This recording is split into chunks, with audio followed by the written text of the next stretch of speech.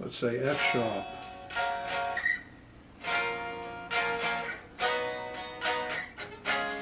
So it's F sharp major on the 2nd fret.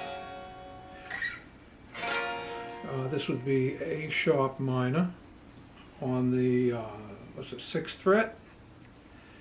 Then B major on the 8th fret, and C sharp major on the 9th fret. So one more time. F sharp on the 2nd fret, A sharp minor on the 6th fret, D major on the 7th fret, and C sharp on the 9th fret. Sometimes I gotta think about this. Okay, so what do we got?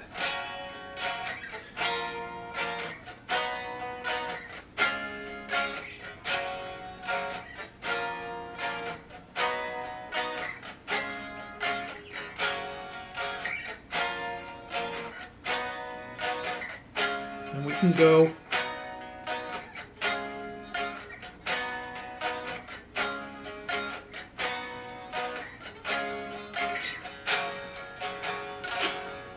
and end.